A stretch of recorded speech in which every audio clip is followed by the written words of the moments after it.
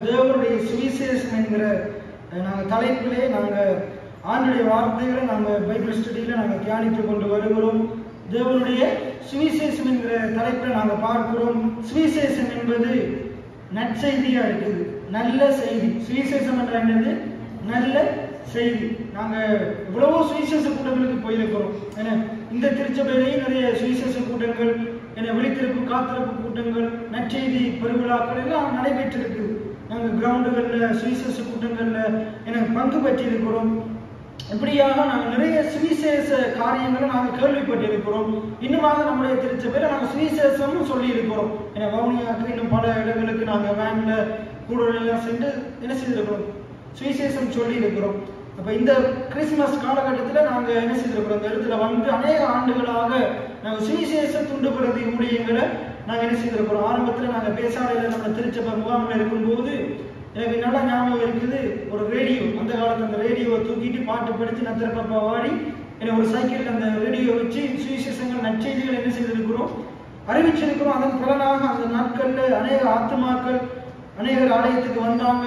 பலர் வியாதியோடு வருத்தங்களோடு பிசாசினால பிடிக்கப்பட்ட நிலைமையில வந்து விடுதலையை பெற்றுக் கொண்டாங்க. இந்த நாட்கள்ல அது மிக குறைவா காணப்படுது. எதனாலன்னா அந்த காரியங்கள் எல்லாம் என்ன செய்யுது, மலிந்து போயிருச்சு, குறைந்து போயிருச்சு.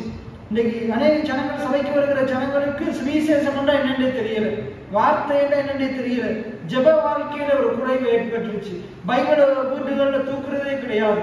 இப்படியாக இந்த தேவனுடைய சுவிசேஷத்தை பற்றின அறிவு ஜனங்களுக்கு கூடணுமே அடையும் குறையக்கூடாது. குறைந்து போறதுனால, ஆண்டவரை விட்டு தூரமா போகிறதுனால, ஆண்டுடைய வார்த்தையை விட்டு தூரமா போகிறதுனால இவர்கள் மூலமாக அந்த சுவிசேஷமாகிய தேவனை அறிகிற அந்த நல்ல வாசனை வெளிப்படுதே இல்லை. சுவிசேஷமாகிய தேவனை அறிகிற நல்ல வாசனை வெளிப்படுதே இல்லை.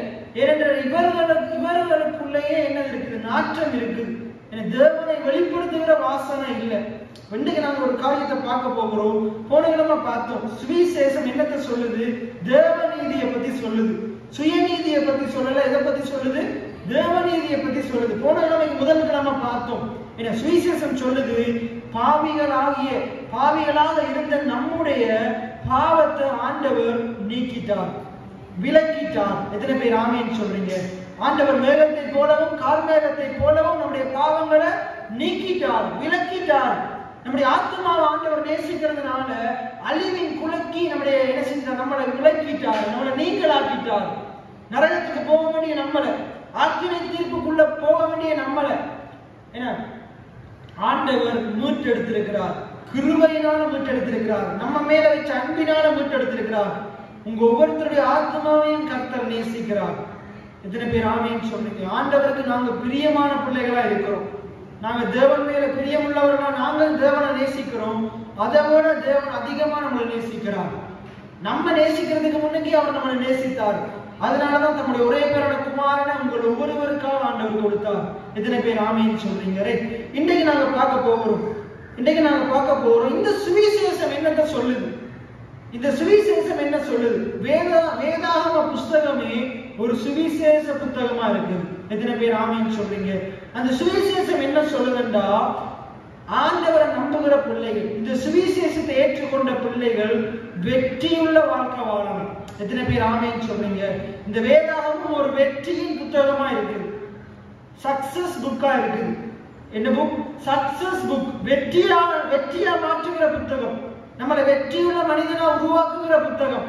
இந்த உலகத்துல பெரிய பெரிய காரியங்கள், கண்டுபிடிப்புகள் உண்டானதுக்கு காரணம் அதை கண்டுபிடிக்கிற ஒரு வெற்றி உள்ள நபர்களை இந்த வார்த்தைகள்லாம் உண்டாக்கிச்சு. இன்றைக்கு இந்த வார்த்தை, இந்த வேதாகமத்தில் இருக்கிற இந்த சுவிசேஷத்துல இருக்கிற இந்த சத்திய வார்த்தைகள் உங்களை இந்த உலகத்துல வெற்றியாளனாக மாற்றும். எத்தனை பேர் ஆமேன்னு சொல்றீங்க? இன்றைக்கு நாங்க பார்க்க போகிறோம் தேவனுடைய சுவிசேஷம் என்கிற அந்த தலைப்புல. இன்றைக்கு நாங்க பார்க்க போகிறோம் வெற்றியுள்ள கிறிஸ்தவர்களாக இந்த சுவிசேஷம் நம்மளை உருவாக்குது. எத்தனை பேர் ஆமேன்னு சொல்றீங்க? வெற்றியுள்ள தேவனுடைய பிள்ளைகளாக இந்த சுவிசேஷம் நம்மளை மாத்துது. இப்ப நாங்க என்ன செய்யணும்? இந்த சுவிசேஷத்தை கேட்கணும், இந்த சுவிசேஷத்தை அறிகிற அறிவுக்கு முக்கியத்துவம் கொடுக்கணும், இந்த சுவிசேஷத்தை அறிந்து கொள்ளணும், இந்த சத்தியத்தை அறிந்து கொள்ளணும், இந்த சத்தியத்தை அறிந்து கொள்றதுக்கு நேரத்தை கொடுக்கணும். அமர்ந்திருந்து நாம் என்ன செய்யணும்? காது கொடுத்து இந்த சத்தியத்தை கேட்கணும். அதிகமா கேட்கணும். இன்னைக்கு நம்ம ஆட்கள் என்ன செய்யறாங்க, அதிகமா ஜெபிக்கிறாங்க. இன்னைக்கு நான் அந்த சர்ச்சை கூட்டி கொண்டிருந்தேன், ஒரு இந்த இடத்துல இந்த கூட்டத்துக்காக அந்த சர்ச்சை கூட்டி கொண்டிருக்கும் போது, அந்த இடத்துல கூட்டி கொண்டிருக்கும் போது ஆண்டவர் வெளிப்படுத்தினார், இதை எனக்குள்ள பேசி கொண்டிருக்கிறார். நான் இதற்காண்டி ஜெபம் பண்ணிக்கொண்டு இந்த காரியத்தை செஞ்சு கொண்டிருக்கும் போது எனக்குள்ள ஒரு சத்தம் கேட்குது. இன்னைக்கு நம்மளோட ஆட்கள் தாங்க பேசுறதுக்கு பைபிள் என்ன சொல்றது, செவி கொடுக்கிறவனே பேசத்தக்கவனாமா, செவி கொடுக்கிறவனே பேசத்தக்கவனாமா. அமைதலா இருந்தா, மௌனமா இருந்தா மூடனும் ஞானவான் என்று எண்ணப்படுவான். பைபிள் சொல்றது கேட்கறதுக்கு தீவிரமா இருக்கணுமா. எப்படி இருக்கணுமா, கேட்கறதுக்கு தீவிரமா இருக்கணுமா. பேசுறதுக்கு நம்மளாக பேசுறதுக்கு தீவிரமா இருக்கிறாங்க, கேட்கறதுக்கு பின்வாங்கி போய் தாமதமா இருக்கிறாங்க. எப்பயுமே நீங்க உங்களுடைய வாழ்க்கையில இந்த இடத்துல இருக்கிற நீங்க வெற்றியாளராக மாறணுமா இருந்தா எப்பயுமே ஆண்டுடைய வார்த்தைகளை கேட்கறதுக்கு, நான் ஜனவரி முதல் 2 கிழமையும் பேசுறேன், நல்ல வார்த்தைகளுக்கு, ஆண்டுடைய வார்த்தைகளுக்கு, நல்ல போதனைகளுக்கு நம்முடைய செவியை சாய்க்கணும். தவறான வார்த்தைகளுக்கு, தவறான போதனைகளுக்கு நாங்கள் நம்முடைய செவியை என்ன செய்யணும், விலக்கி கொள்ளணும். நல்ல காரியங்களுக்கு செவியை சாய்க்கணும், தவறான காரியங்களுக்கு செவியை விலக்கணும். நீங்க வெற்றியுள்ள ஒரு வாழ்க்கை வாழணுமா இருந்தா இந்த தேவனுடைய சுவிசேஷத்தை, இந்த சத்தியத்தை நீங்க கேட்கறதுக்கு அதிக நேரத்தை கொடுக்கணும். எத்தனை பேர் ஆமேன்னு சொல்றீங்க? நீங்க அதிகமா இந்த நேரத்தை கேட்கறதுக்கு கொடுத்து பாருங்க, காது கொடுத்து கேட்டு பாருங்க. நீங்க என்ன செய்றீங்க, இப்ப ஞாயிற்றுக்கிழமைகள்ல சத்தியத்தை கேட்கறீங்க, செவ்வாய்க்கிழமைகள்ல பைபிள் ஸ்டடியில சத்தியத்தை கேட்கறீங்க, வீட்டு கூட்டங்கள்லயும் என்ன செய்றீங்க, சத்தியத்தை தொடர்ந்து கேட்கறீங்க. இப்ப இந்த 3 நாளும் நீங்க உங்களுக்கு வேற வழியே இல்லை, நீங்க இருக்கிறதுனால கேட்டேதான் ஆகணும். சில பேர் இருந்து கொண்டு கேட்கிறாங்களா தெரியாது. அதனாலதான் எனக்கு தெரிஞ்ச ஒரு பாஸ் மெடிக்கல் கேட்பார், இருக்கிறீங்களா அப்படின்னு கேட்பார், இருக்கிறீங்களா போயிட்டீங்களா. நிறைய பேர் இந்த இடத்துல இருப்பாங்க, அங்கேயே இருக்கு, அவங்களோட சிந்தனைகள் எல்லாம் எங்கேயோ இருக்கும். ஆனா நீங்க இந்த இடத்துல தான் இருக்கும், உங்களுடைய கவனங்கள் இந்த வார்த்தையின் மேல் இருக்கும். ஏன்னா ஆண்டவர் மரியாளுக்கு, மார்த்தாள், மரியாள், லாசர் வந்து சகோதர சகோதரிகள் இருக்கிறாங்க பெத்தானியான்ற இடத்துல. ஆண்டவர் அந்த இடத்துல போகும்போதெல்லாம் அவங்க வீட்டுக்கு போகாம வரவே மாட்டார். அந்த வீட்டுல ஆண்டவர் போயிட்டே ஒரு நினைக்கிறோம் அந்த காலத்து கதையோ ஏதோ அவருக்கு இருக்க கொடுப்பாங்க போல இருந்து கொண்டு என்ன செய்வார், இருந்து கொண்டிருக்கும் போது இந்த மரியாள் என்ன செய்வாரா, ஓடி வந்து அவருடைய பாதத்துல அமர்ந்து அவர் பேசுகிற சத்திய வார்த்தைகளை கேட்டுக்கொண்டே இருப்பார். அப்ப மார்த்தாள் எப்படிப்பட்டவர்னா, சமையல் பாஸ்டருக்கு ஆண்டவருக்கு ஏதாச்சும் என்ன செய்யணும், குடிக்கிறதுக்கு கொடுக்கணும், சாப்பிட்றதுக்கு கொடுக்கணுமே, அவள் அப்படிப்பட்ட எண்ணம் உடையவர். ஆனா ஆண்டவர் தெரிஞ்ச ஒரு காரியத்தை சொல்றாரு, என்ன ஆண்டவர் ஒரு காரியத்தை சொல்றாரு, மரியாள் தன்னை விட்டு எடுபடாத நல்ல பங்கை தெரிந்து கொண்டாள். என்ன செய்தாள் மரியாள்? அவள் அங்கே இருந்து கொண்டு குசடிக்குள்ள இருந்து கொண்டு குறை சொல்லி கொண்டிருக்கிறாள். மரியாதை பத்தியும் குறை சொல்றாள், ஆண்டவரை பத்தியும் குறை சொல்றாள். இங்க நான் கஷ்டப்பட்டு கொண்டிருக்கிற ஆண்டவர் அவளோட பேசி கொண்டிருக்கிறாரு, அவளை எனக்கு உதவி செய்யும்படிக்கு அனுப்பலாம் தானே அப்படின்னு. மற்றது நான் இங்க வேலை செஞ்சு கொண்டிருக்கிறேன், தன்னுடைய வேலையை மேல போக்கஸா இருக்கிறார். என்ன அங்க இவள் பாரு வந்து எனக்கு உதவி செய்யாம இந்த மரியாதை என்ன செய்யறா, அங்க இருந்து ஒன்று கதை கட்டு கொண்டிருக்கிறாளே. அவளுக்கு ஆண்டவர் பேசுறது கதை சொல்ற மாதிரி இருக்குது. இன்னைக்கு நிறைய பேருக்கு பிரசங்கம்ன்றது எப்படி இருக்குது, அவரை பத்தியே பேசிட்டு இருக்கிறார் அப்படித்தான் இருக்குது. இல்ல, அது நம்முடைய வாழ்க்கைக்கு மிகுந்த பிரயோஜனம் உள்ளது. நம்முடைய வாழ்க்கைக்கு மிக அவசியமானது என்னது, வார்த்தை தான். எத்தனை பேர் ஆமைன்னு சொல்றீங்க? நமக்கு நிறைய பேர் நினைக்கிறாங்க வார்த்தையெல்லாம் தேவையில்லை. பைபிள் என்ன சொல்லி இருக்குது, ஊழியக்காரனுக்கு 1 கலசம் தண்ணீர் கொடுத்தாலும் ஆண்டவர் நீங்க தண்ணியை கொடுத்துடலாம், ஆனா அவரிடத்திலிருந்து வருகிற வார்த்தையை நீ உனக்குள்ள எடுத்துக்கொண்டாடி எந்த பிரயோசனமும் இல்லை. அதனாலதான் போன கிழமைக்கு முதல் ஞாயிற்றுக்கிழமை நான் பேசுறேன், என்னத்தை பார்த்தோம், யாருக்கு காணிக்கை கொடுக்கணும், யாருக்கு தசம பாகம் கொடுக்கணும், திருவசனத்தை உபதேசிக்கிறவனுக்கு.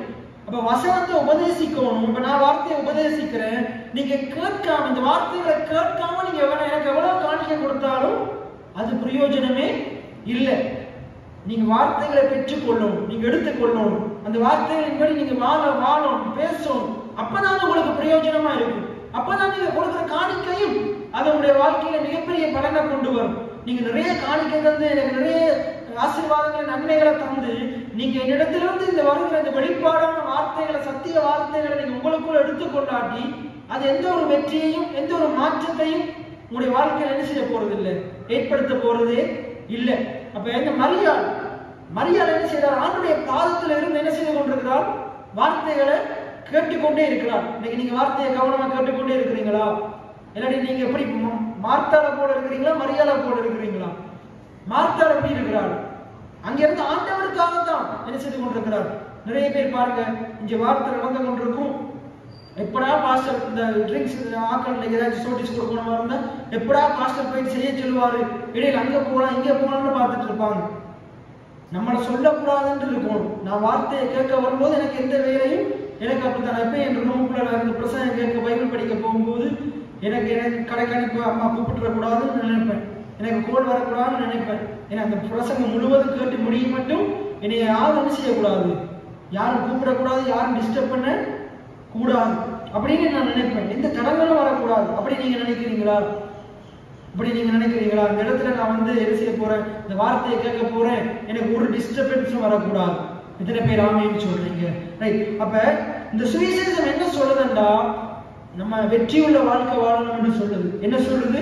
நம்ம வெற்றியுள்ள வாழ்க்கை வாழணும்னு சொல்றது மாத்திரமல்ல, நம்மளை வெற்றியுள்ள வாழ்க்கை வாழ வைக்கிறதுக்கு ஆண்டவர் இந்த சுவிசேஷம் மூலமாக நம்மளை உருவாக்குறார், நம்மளை ஒரு வெற்றியாளனாக மாற்றுறார். இன்னும் சொல்ல போனா நீ தோற்று போறவன் அல்ல, வெற்றி உன்னுடையது என்று சொல்றார். உனக்காக நான் வெற்றியை ஆயத்தப்படுத்தி வைத்திருக்கிறேன் சொல்றார். என்ன சொல்றார்? உனக்காக நான் வெற்றியை ஆயத்தப்படுத்தி வைத்திருக்கிறேன். எத்தனை பேர் விசுவாசிக்கிறீங்க? ஆண்டவர் ஒவ்வொருத்தருக்காக வெற்றியுள்ள வாழ்க்கையை ஆயத்தப்படுத்தி வைத்திருக்கிறார். இனி ஆயத்தப்படுத்த போறது கிடையாது, ஏற்கனவே ஆயத்தப்படுத்தி வைத்திருக்கிறார். உங்களுக்கான வெற்றி ஆயத்தமாக்கப்பட்டிருக்கிறது. உங்களுக்கான வெற்றி ஆயத்தமாக்கப்பட்டு இருக்குது. நான் அடிக்கடி பார்க்கிறேன் 2 கொரிந்தியர் 2:9 என்ன சொல்லுது? 2 கொரிந்தியர் 2:9 வாசிங்க. 2 கொரிந்தியர் 2:9 எழுதியிருக்கிறபடி தேவன் தம்மில் அன்பு கூறுகிறவர்களுக்காக ஆயத்தம் பண்ணினவைகளை கண்கள் காணவும் இல்லை, காதுகள் கேட்கவும் இல்லை, இருதயத்தில் தோன்றவும் இல்லை. 1 கொரிந்தியர் 2:9 1 கொரிந்தியர் 2:9 எழுதியிருக்கிறபடி தேவன். எத்தனை பேர் விசுவாசிக்கிறீங்க? தேவன் உங்கள் மேல் அன்பா இருக்கிறார். எத்தனை பேர் ஆமேன்னு சொல்றீங்க? இப்ப நீங்க தேவன் மேல் அன்பா இருக்கிறீங்களா? பாருங்க, தேவன் தம்மில் அன்பு கூறுகிறவர்களுக்கு. இப்ப நம்ம தேவன் அன்பா இருக்கிறோம். அப்ப யார் யாரெல்லாம் தேவன் மேல் அன்பா இருக்கிறீங்களோ, எப்படி இருக்கிறீங்களோ, அன்பா இருக்கிறீங்களோ, அப்ப தேவன் மேல் அன்பா இருக்கிற நமக்கு தேவன் நிறைய காரியங்களை ஆயத்தம் பண்ணி வச்சிருக்கிறார். என்ன காரியங்கள்? நன்மையான காரியங்களை ஆயத்தம் பண்ணி வச்சிருக்கிறார். இதை ஏற்கனவே நிறைய தடவை பேசி இருக்கிறேன். நமக்காக தேவன் என்ன ஆயத்தம் பண்ணி வச்சிருக்கிறாரு? பாடுகள் உபத்திரவங்களை ஆயத்தப்படுத்தி வைக்கல, பாடுகள் மேல வெற்றி பெறுகிற ஒரு வாழ்க்கையை ஆயத்தம் பண்ணி வச்சிருக்கிறார். எத்தனை பேர் ஆமேன்னு சொல்றீங்க? அப்ப நமக்காக தேவன் என்ன வச்சிருக்கிறாரா? நிறைய காரியங்களை ஆயத்தம் பண்ணி வச்சிருக்கிறார். யாருக்காக? தேவன் மேல அன்பா இருக்கிற ஜனங்களுக்காக. அப்ப தேவன் மேல அன்பா இருக்கிற எனக்காக தேவன் நிறைய காரியங்களை ஆயத்தம் பண்ணி வச்சிருக்கிறாராம். அவர் ஆயத்தம் பண்ணி வச்சிருக்கிற காரியங்களை எல்லாம் இந்த சுவிசேஷ புத்தகத்தில் எழுதி வச்சிருக்கிறாராம், இந்த பைபிள்ல எழுதி வச்சிருக்கிறாராம், எழுதி இருக்கிறபடி. அப்ப தேவன் உங்களுக்கு என்னென்னலாம் ஆயத்தப்படுத்தி வச்சிருக்கிறாரோ அதெல்லாம் எங்க எழுதி இருக்குது? எங்க எழுதி இருக்குது? இந்த சுவிசேஷ புத்தகத்தில் எழுதி இருக்குது, இந்த பரிசுத்த வேதாகமத்தில் எழுதி இருக்குது. எத்தனை பேர் ஆமேன்னு சொல்றீங்க? இந்த வெற்றி புத்தகத்தில், இந்த வெற்றியின் புத்தகத்தில் எழுதி இருக்குது. எத்தனை பேர் ஆமேன்னு சொல்றீங்க? அப்ப நீங்க கையில வச்சிருக்கிறது சாதாரணமான புத்தகம் அல்ல, அது வெற்றியின் புத்தகமா இருக்குது. உங்களை வெற்றியாளனா மாற்றுகிற புத்தகமா இருக்குது. தேவன் உங்களுக்காக என்னத்தையெல்லாம் வச்சிருக்கிறாருன்னு அங்க எழுதி இருக்குது. நீங்க யாருன்னு எழுதி இருக்குது, உங்களுக்காக தேவன் என்ன ஆயத்தம் பண்ணி வச்சிருக்கிறாருன்னு எழுதி இருக்குது. கல்வாரி சிலுவையில யாருக்காக ஆண்டவர் எல்லாம் செஞ்சாரு? கல்வாரி சிலுவையில் அவர் பாடுபட்டு அடக்கம் பண்ணப்பட்டு மரித்து உயிர் தந்ததன் மூலமாக அவர் உங்களுக்கு என்னத்தை உண்டு பண்ணி இருக்கிறார், அதெல்லாம் அந்த புத்தகத்தில் எழுதி இருக்கு. எத்தனை பேர் ஆமேன்னு சொல்றீங்க? அப்ப அங்க எழுதி இருக்கலாம், அங்க வேதத்தில் எழுதி இருக்கிறபடி, அந்த சுவிசேஷ புத்தகத்தில் எழுதி இருக்கிறபடி என்ன எழுதி இருக்கணும்? நீங்க தேவனை நேசிக்கிற உங்களுக்காக நிறைய காரியம் ஆயத்தமாக்கப்பட்டிருக்குன்னு அங்க எழுதி இருக்குதான். அப்ப ஆயத்தமாக்கப்பட்டிருக்கு, ஆனா நீங்க தான் அதை பார்க்கணும். முதலாவது வேதத்துல பார்க்கணும், அதுக்கப்புறம் வாழ்க்கையில பார்ப்பீங்க. முதல் வேதத்துல பாருங்க, அதைத்தான் நீங்க நான் காட்டி கொண்டிருக்கிறேன். தேவன் உங்களுக்காக வெற்றியின் வாழ்க்கையை வைத்திருக்கிறார். அதைத்தான் அந்த கையில் இருக்கிற சுவிசேஷ புத்தகம் சொல்லுது. தேவன் உங்களுக்காக வெற்றியின் வாழ்க்கையை வைத்திருக்கிறார். நீங்க அப்படியே தோல்வியின் வாழ்க்கையை வாழ்ந்து கொண்டிருக்கிறீங்க. பைபிள் வாக்குத்தத்தம் என்ன சொல்லுது? வெற்றியை சொல்லுது. தேவன் உனக்காக வெற்றியை வாக்குத்தத்தம் பண்ணி இருக்கிறார். நீ ஏன் தோல்வியில வாழ்ந்து கொண்டிருக்கிற? பிசாசு நான் தோத்து போயிருக்கிறான், பிசாசு உடையவர்கள் தோத்து போவோம். நீங்க தேவனுடைய பிள்ளைகள், நீங்க ஏன் தோல்விக்குள்ள இருந்து கொண்டிருக்கிறீங்க? நீங்க ஒரு வெற்றியாளர்களா இருக்கிறீங்க. எத்தனை பேர் ஆமேன்னு சொல்றீங்க? அப்ப கண்கள் காணவும் இல்லை, காது கேட்கவும் இல்லை, மனுஷனுடைய இருதயத்தில் தோன்றவும் இல்லை. ஆனா 10வது வசனம் சொல்லுது, நமக்கோ தேவன் அவைகளை தமது ஆவியினாலே வெளிப்படுத்தினார். யோவான் 6:63 சொல்லுது, தேவனுடைய வார்த்தை உயிர்ப்பிக்கிறதா இருக்குதாம். தேவனுடைய வார்த்தை ஆவியாயும் ஜீவனமாயும் இருக்கிறதா. அப்ப இந்த ஆறு வெளிப்படுத்துதான், தேவனுடைய ஆவி வெளிப்படுத்துதான். அப்ப தேவனுடைய வார்த்தை வெளிப்படுத்துது. அதுல சொல்லுது பாருங்க 10வது வசனம், நமக்கோ தேவன் அவைகளை தமது ஆவியினாலே வெளிப்படுத்தினார். அப்படின்னா தமது வசனத்தினாலே வெளிப்படுத்தினார். வசனம் என்னத்தை வெளிப்படுத்துது? இந்த எழுதியிருக்கிற வசனம் என்னத்தை வெளிப்படுத்துது? தேவன் மேல் அன்பா இருக்கிற உங்களுக்காக தேவன் என்ன நிறைய காரியங்களை ஆயத்தம் பண்ணி வச்சிருக்கிறார். அதுல ஒன்றுதான் வெற்றி. தேவன் உங்களுக்காக வெற்றி ஆயத்தம் பண்ணி வச்சிருக்கிறார். என்ன சொல்லுங்க, தேவன் எனக்காக வெற்றி ஆயத்தம் பண்ணி வச்சிருக்கிறார். எல்லாவற்றிலும் வெற்றி. தனிப்பட்ட வாழ்க்கையில வெற்றி, குடும்ப வாழ்க்கையில வெற்றி, வேலை ஸ்தலத்துல வெற்றி, ஊழியம் செய்கிற இடத்துல வெற்றி, போகிற இடங்கள்ல வெற்றி, வருகிற இடங்கள்ல வெற்றி, எல்லா இடங்களிலையும் வெற்றி. பொருளாதார வாழ்க்கையில வெற்றி. எத்தனை பேர் ஆமென் சொல்றீங்க? இப்படியாக எல்லா இடங்களிலேயும், எல்லா வாழ்க்கையில, எல்லா பகுதிகளிலேயும் தேவன் உங்களுக்காக எனக்காக வெற்றி ஆயத்தம் பண்ணி வச்சிருக்கிறார். ஒரு பகுதியில கூட அவருடைய பிள்ளைகள் தோத்து போக கூடாது.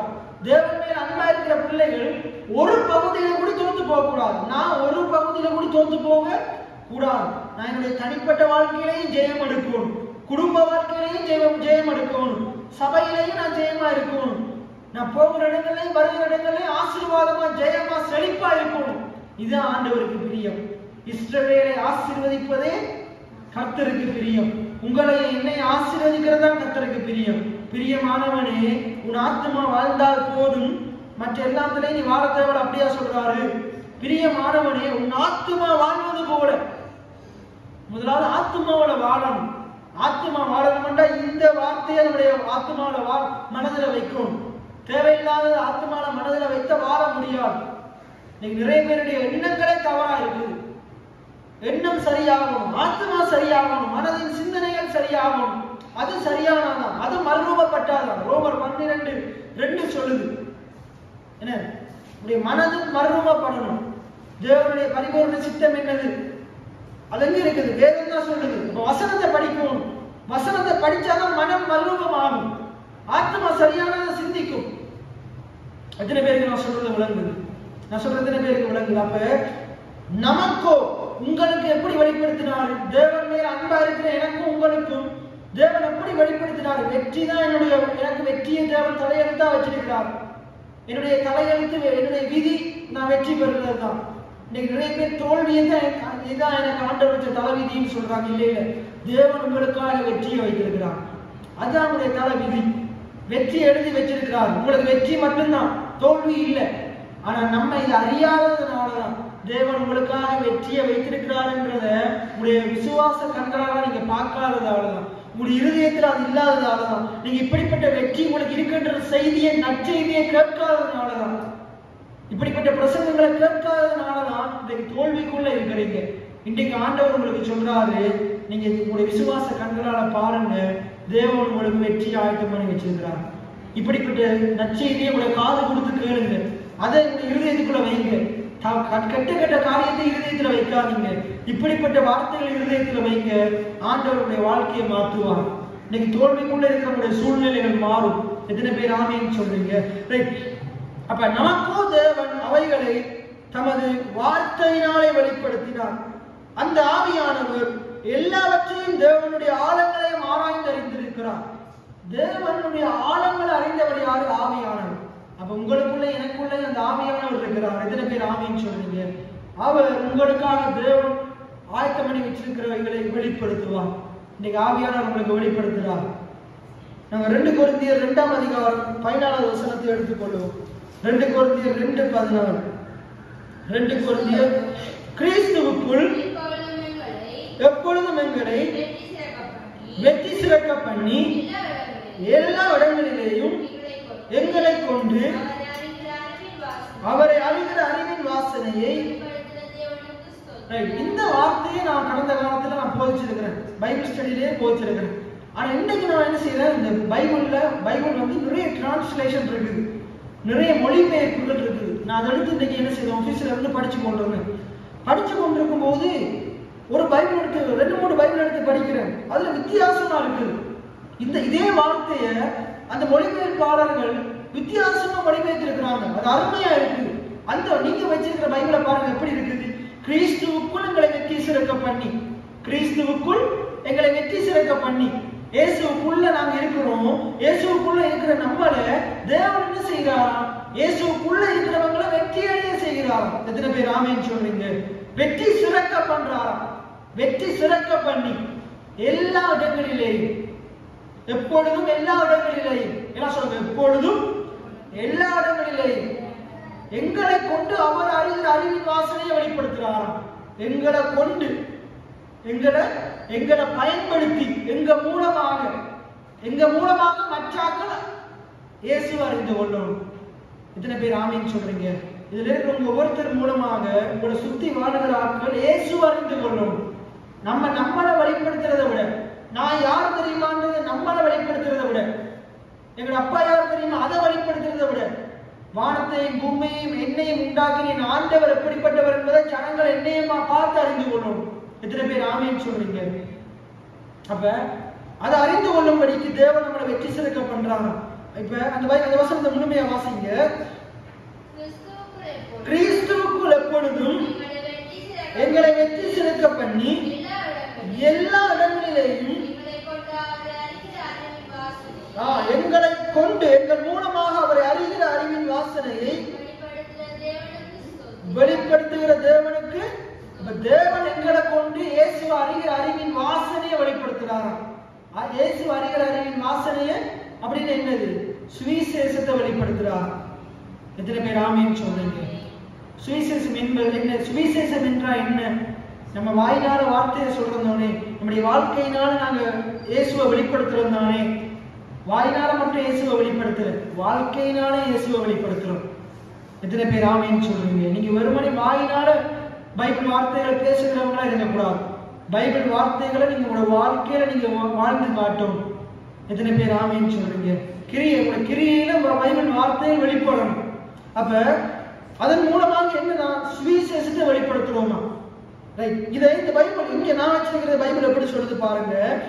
கிறிஸ்துவின் வெற்றி பவனியிலே எம்மை கண்காட்சி ஊர்வலமாய் கொண்டு சென்று, கிறிஸ்துவின் வெற்றி பவனியிலே, கிறிஸ்துவின் வெற்றி பவனியிலே இயேசு வாழ்ந்த வாழ்க்கை என்ன வாழ்க்கை? வெற்றியின் வாழ்க்கை. ஆனா உலக மனுஷங்க எப்படி சொல்லுவாங்க?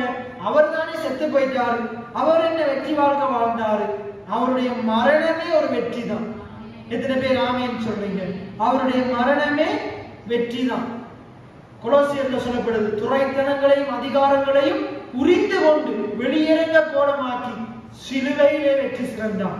எத்தனை பேர் ஆமீன் சொல்றீங்க? அப்ப இயேசு வாழ்ந்த வாழ்க்கை என்ன வாழ்க்கை? வெற்றியின் வாழ்க்கை. அவர் பிறந்ததில் இருந்து, அவர் பிறக்கும் போதே வெற்றி பெற்றுட்டார். எத்தனை பேர் ஆமீன் சொல்றீங்க? நீங்களும் புரிஞ்சு கொள்ளணும், நீங்க வாழ்ற வாழ்க்கையும் வெற்றி வாழ்க்கை தான். நம்முடைய பிறப்பும் ஒரு வெற்றியின் பிறப்பு தான். பாருங்க, ஒரு ஆணும் பெண்ணும் திருமணம் முடிச்சு அவங்க உறவு வைக்கும் போது இவர் இந்த ஆணுடைய காரியத்திலிருந்து விந்தணுக்கள் என்ன செய்த போல இங்க போகுது. கிட்டத்தட்ட பல கோடி விந்தணுக்கள் என்ன செய்தான் போகுதான். அந்த பல கோடி விந்தணுக்கள்ல தப்பி பிறந்தவன் தான் நான். எத்தனை பேர் ஆமீன் சொல்றீங்க? அதுல இருந்து ஒரு விந்தணு தான் உயிர் பெறுது. அப்ப மிச்சம் எல்லாமே என்ன செஞ்சிருது? அழிந்து போயிடுது. அந்த ஒன்றுதான் இன்னைக்கு இந்த இடத்துல இருக்கிற. அதே போலதான் நீங்க ஒவ்வொருத்தரும் உங்களுடைய தாயின் கருவுல உருவாயிருக்கிறீங்க. நீங்க நினைச்சிருந்தா நீங்க அந்த அழிந்து போன விந்தணுவா இருந்திருக்கணும். ஆனா தேவன் உங்களை தெரிந்து கொண்டிருக்கிறார். எத்தனை பேர் ஆமீன் சொல்றீங்க? அதெல்லாம் கருவிலே உங்களை தெரிஞ்சு கொண்டுட்டார், உங்களை முன்குறிச்சிருக்கிறார், உங்களை பிரித்தெடுத்திருக்கிறார். எத்தனை பேர் ஆமீன்? கோடியில ஒருத்தனா உங்களை பிரித்தெடுத்திருக்கிறார். அழிந்து போக வேண்டிய ஒருவேளை அப்படிப்பட்ட சூழ்நிலை இருந்தாலும் தேவன் நீங்க தான் வெளியே வரணும் என்று ஆண்டவர் முடிவெடுத்திருக்கிறார். கருவறையிலே ஆண்டவர் உங்களை விடல, உங்களை தெரிஞ்சு முன்குறிச்சிருக்கிறார், உங்களுக்கு உலகத்துல பிறக்க செய்திருக்கிறார். நிறைய பெற்றோர்மார் பாருங்க, பிள்ளைகளை கருவிலேயே கொலை செய்கிறாங்க. ஆனா உங்களை அப்படி உங்களை பெற்றோர் செய்யாதபடிக்கு பாதுகாத்திருக்கிறார். எத்தனை பேர் அங்க கருவிலேயே நாங்க வெற்றி பெற்றவர்களாக தான் வெளியே வந்திருக்கிறோம். எத்தனை பேர் ஆமீன் சொல்றீங்க? வளர்ந்து வருகிற நாட்கள்லையும் நிறைய பிள்ளைகள் பூச்சிக்குள்ள போய், பூச்சி மூக்குள்ள போய், காதுக்குள்ள போய் செத்து போறாங்க. ஆனா தேவன் நம்முடைய பிள்ளைகளையும் பாதுகாக்கிறார். அதுவே ஒரு வெற்றி தான். எத்தனை பேர் ஆமேன்னு சொல்றீங்க? இன்னைக்கு நமக்கு எல்லாமே இருக்குது. ஏன்னா நிறைய தேசத்துல ஒன்றுமே இல்லாம வாழ்ந்து கொண்டிருக்கிறாங்க. அது ஒரு வெற்றியின் வாழ்க்கை. இன்னைக்கு நிறைய பேருக்கு வேலை இல்லை, நம்மளுக்கு வேலை இருக்குது, அது ஒரு வெற்றியின் வாழ்க்கை. இப்படி தேவனுடைய வார்த்தையை கேட்கறதுக்கு நிறைய பேருக்கு திருச்சபை இல்லை, இப்படிப்பட்ட வார்த்தைகளை போதிக்கிறதுக்கு ஊழியக்காரன் இல்லை. தேவன் நமக்கு எல்லாத்தையும் கொடுத்திருக்கிறார், அது ஒரு வெற்றியின் வாழ்க்கை. இன்னைக்கு எல்லாமே நம்ம வாழ்ந்து கொண்டிருக்கிற வாழ்க்கை ஒரு வெற்றியின் வாழ்க்கை. ஆனா நமக்கு இருக்கிறத நினைச்சு நன்றி செலுத்த தெரியாது, இல்லாத நினைச்சு புலம்ப மாத்திரம்தான் தெரியும். இருக்கிற வெற்றியை கொண்டாட தெரியாது. ஏன்னா நம்ம மற்றவர்களை பார்த்து அவனுக்கு இது இருக்கு எனக்கு இது இல்லை, தோல்வியின் மனப்பான்மை தான் தோல்விக்குள்ள நடத்தி கொண்டே இருக்குது. வெற்றியின் மனப்பான்மை வெற்றி பெற வைக்கும். எத்தனை பேர் ஆமேன்னு சொல்றீங்க? தேவன் உங்களுக்கு தந்ததுக்கான தேவனுக்கு நன்றி செலுத்த பழகுங்க. தேவன் பெரிய பெரிய வெற்றிகளை தருவார். பாருங்க, தாவீது என்ன செய்யறாரு? தாவீது சிங்கத்தின் கைக்கும் சிங்கத்தின் கைக்கும் கரடியின் கைக்கும் அவனுக்கு வெற்றியை கொடுத்தா அதை நினைச்சு ஆண்டவர் துதிக்கிறான். ஆண்டவர் கோலியாத்தை வெற்றி பெற வைக்கிறார், கோலியாத்தின் மேல ஒரு வெற்றி எடுக்க வைக்கிறார். ஏன்னா நம்மளும் பாருங்க, நம்முடைய வாழ்க்கையிலையும் இந்த சிங்கம் கரடி தாவீது வாழ்க்கையில வந்தது போல நம்முடைய வாழ்க்கையில நிறைய சிங்கம் கரடி போல பிரச்சனைகள், போராட்டங்கள், நிந்தைகள், அவமானங்கள் அதெல்லாம் கடந்த காலத்துல வந்தது. அதுல எல்லாம் ஆண்டவர் வெற்றியை தந்தார். அதுல வெற்றியை தந்த ஆண்டவர் இதிலே வெற்றியை தருவார். தாவீதை போல சொல்லப்படவும் சிங்கத்தின் கைக்கும் கரடியின் கைக்கும் தப்புவித்தவர், என்னுடைய கடந்த கால வாழ்க்கையில் இப்படிப்பட்ட பிரச்சனைகளுக்கு தப்புவித்தவர், இனி வரப்போகிற காரியங்களுக்கு என்னை தப்புவிப்பார். கோலியாத்தை போன்ற மிகப்பெரிய பிரச்சனைகளுக்கு தப்புவிப்பார். மழை போல பிரச்சனை வந்தாலும் பனியை போல மாற்றுவார். வெற்றியாளர்கள் இப்படித்தான் பேசுவாங்க. ஏன்னா தேவனுடைய வார்த்தை அப்படித்தான் சொல்லுது. எத்தனை பேர் ஆமேன்னு சொல்றீங்க? சரி, அப்ப இது என்ன சொல்லுது பாருங்க, கிறிஸ்துவின் வெற்றி பவனியிலே. இப்ப நம்ம என்ன செய்து கொண்டிருக்கிறோமா? கிறிஸ்துவின் வெற்றி பவனியில, கிறிஸ்துவின் வெற்றி பவனியில நம்மளை கண்காட்சி ஊர்வலமாக கொண்டு சென்று கொண்டிருக்கிறார். தேவன் நம்மளை என்ன செய்து கொண்டிருக்கிறாரா? கிறிஸ்துவின் வெற்றி பவனியிலே. இன்னைக்கு இயேசு கிறிஸ்துவுக்கு முன் நம்ம வாழல, நம்ம எப்ப வாழ்றோம்? கிறிஸ்துவுக்கு பின் வாழ்றோம். கிறிஸ்து இந்த உலகத்துல பிறந்து வாழ்ந்து 33 வருஷம் வாழ்ந்து என்ன பாடுபட்டு மரித்து என்ன அடக்கம் பண்ணப்பட்டு உயிர் தெழுந்து பரமேறி போய் பரிசுத்த ஆவியானவரை கொடுத்து இன்றைக்கு நாங்க அதுக்கு பிறகு 2025 வருஷமா வாழ்ந்து கொண்டு இருக்கிறோம். நான் சொல்றது பேருக்கு விளங்குது. ஏசு நமக்காக எல்லாத்தையும் செய்து முடித்து அவர் பரமேறி போய் நமக்கு பரிசுத்த ஆவியானவரை கொடுத்து 2025 வருஷமா நானும் நீங்களும் வாழ்ந்து கொண்டு இருக்கிறோம். கிறிஸ்துவுக்கு பின் வாழ்றோம், கிறிஸ்துவுக்கு பின் வாழ்றோம். ஏசு 2025 வருஷத்துக்கு முன்னுக்கே வெற்றி பெற்றுட்டார். எத்தனை பேர் ஆமேன்னு சொல்றீங்க? எப்ப வெற்றி பெற்றாரு? 2025க்கு முன்னுக்கு. விளங்குறதுக்காக உங்களை கொண்டு சொல்றேன். உங்களுக்கு எனக்கு கிரிக்கெட் தெரியும், நான் கிரிக்கெட் பார்க்கறது. 2011ஆம் ஆண்டு, 2014ஆம் ஆண்டு, 2014ஆம் ஆண்டு, எத்தனாம் ஆண்டு? 2014ஆம் ஆண்டு இலங்கை தேசத்துக்கும் இந்தியா தேசத்துக்கும் உலக கோப்பை கடைசி ஃபைனல் மேட்ச் நடந்தது. உலக கோப்பை ஃபைனல் மேட்ச் நடந்தது. ஃபைனல் மேட்ச் நடந்து சரி, அவங்க இதுல இலங்கை தேசம் வெற்றி பெற்றுருச்சு. யார் வெற்றி பெற்றது? இலங்கை நாடு கிரிக்கெட்ல வெற்றி பெற்றுருச்சு. இப்ப இவங்க எப்ப வெற்றி பெற்றாங்க? 2014. இப்ப இன்றைக்கு நான் டிவியை போட்டு என்ன செய்யறேன்? அந்த மேட்சை பாக்குறேன். எந்த மேட்சை பாக்குறேன்? 2014ஆம் ஆண்டு மேட்சை பாக்குறேன். இப்ப அந்த மேட்சில் யார் வெற்றி பெற்றாருன்னு எனக்கு தெரியுமா தெரியாதா? எனக்கு தெரியுமா தெரியாது? 2014 நான் அந்த மேட்சை பார்த்துட்டேன். எனக்கு யார் வெற்றி பெற்றான்னு எனக்கு ஏற்கனவே தெரியுமா தெரியாதா? யார் வெற்றி பெற்றான்? இலங்கை தேசம் வெற்றி பெற்றது. அப்ப அந்த மெச்சை இருந்து கவலையோட பார்ப்பனா? என்ன வெற்றி பெறுவாங்க சந்தேகத்தோடு பார்ப்பனா? அந்த மெச்சை எப்படி பார்ப்பேன்?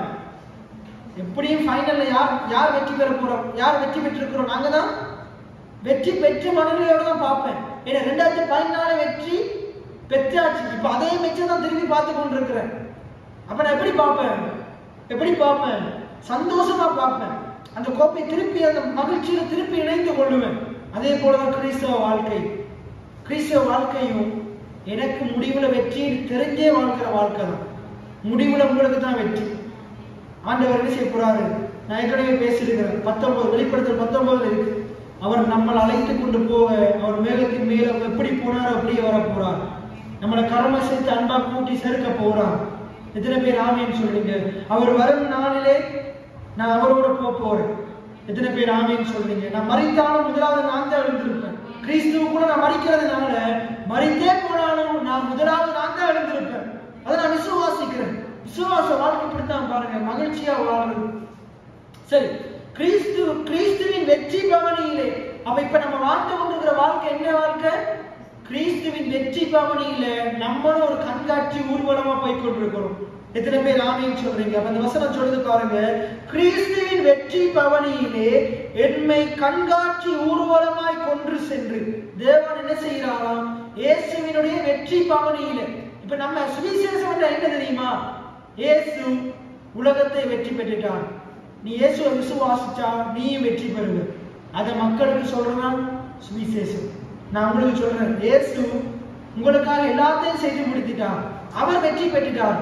அவரை விசுவாசிச்சா நீயும் வெற்றி பெறுவ. இதுதான் அந்த போர்க்களத்துல நடக்குது. தாவீது கோலியாத்து, உங்களுக்கு இடையில யுத்தம் நடக்குது. நான் ஏற்கனவே பேசியிருக்கிறேன். சவுலுக்கு பின்னுக்கு யார் இருக்கிறா? இஸ்ரவேல் படையினர் இருக்கிறாங்க.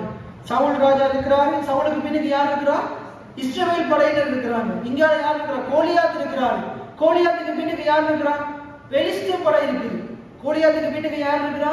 பெலிஸ்த படை இருக்குது. என்ன, நான் டக்குன்னு சொல்லிட்டு போறேன். இந்த 40 நாளும் கோலியாத்து யுத்த களத்துக்குள்ள வந்து, உங்கள ஒரு ஆம்பளை இல்லையா, யாராச்சும் ஒருத்தர் வாங்க, என்னை நீங்க வெற்றி பெற்றுட்டீங்கன்னா நாங்க எல்லாரும் உங்களுக்கு அடிமைகள்.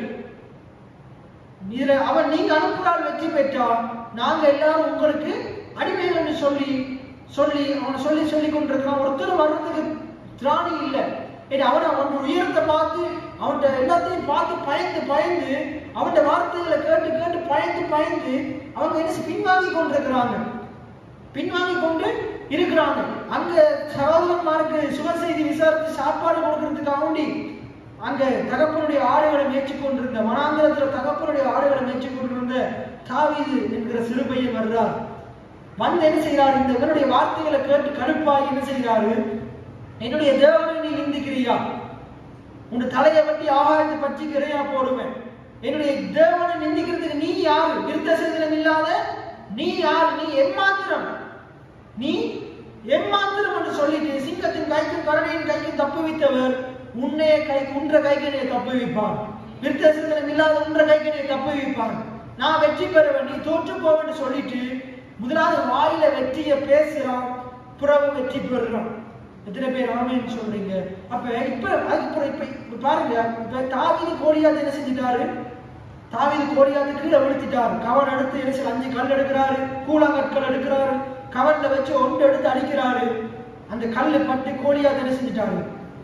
நெத்தியில கல்லு பட்டு கீழே முகம் குப்புற விழுந்துட்டாரு. விழுந்த பிறகு இப்ப என்ன நடக்குது பாருங்க. தாவீதா வாள் எடுத்துட்டு போயிட்டு, அந்த தாவீது வாள் எடுத்துட்டு போயிட்டு எல்லாரும் முழு பெலிஸ்தரை விரட்டி வெட்டினாரா? யார் வெட்டினது? அந்த பயந்து சவுலுக்கு பின்னுக்கு நின்று கொண்டிருந்தாங்க. சவுல் ராஜாவுக்கு பின்னுக்கு பயந்து நின்று கொண்டிருந்தாங்க இஸ்ரவேல் படையினர். இவ்வளவு நேரம் பயம்தான் இருந்துச்சு. எதனால? இந்த கோலியாத்தை வீழ்த்துறதுக்கு யாரும் இல்லையா? இவனால்தானே நாங்க பயந்து கொண்டிருக்கிறோம். இந்த கோலியாத் இல்லாட்டி இந்த முழு பெலிஸ்தரையை கொன்று போட்டிருப்போமே. இந்த ஒரு கோலியாத்தை கண்டு பயந்து ஒதுங்கி கொண்டிருந்த அந்த இஸ்ரவேல் படையினர் அந்த ஒரு கோலியாத்து விழுந்த உடனே என்ன நடக்குது? அந்த கோலியாத்து விழுந்த உடனே எல்லாரும் எழும்புறாங்க. அந்த வசனத்தை எடுத்து வாசிங்க. 17 1 சாமுவேல் 17. எல்லாரும் எழும்புறாங்க. எழும்பி என்ன செய்யறாங்க? எழும்பி திரட்டிட்டு போறாங்க. பெலிஸ்தரை ஓட விரட்டி வெட்டினாங்க. 1 சாமுவேல் 17 அதிகாரம் 50வது வசனத்திலிருந்து வாசிங்க. 1 சாமுவேல்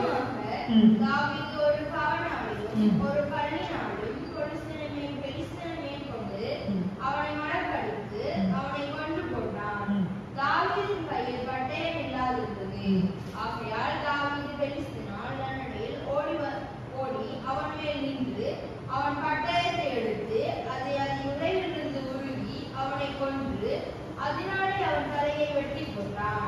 அப்போது தங்கள் வீரன் செத்து போனான் என்று பெலிஸ்தர் கண்டு ஓடி போனார். அவ பாருங்க, இவ்வளவு நேரம் இந்த பெலிஸ்தர் தைரியமா இருக்கிறதுக்கு காரணம் என்னது? காரணம் யாரு? கோலியாத்து. அப்ப கோலியாத்து இல்லாட்டி அவங்களுக்கு இஸ்ரவேலரை கண்ட பயம். இஸ்ரவேலர் பயந்ததுக்கு யாரு காரணம்?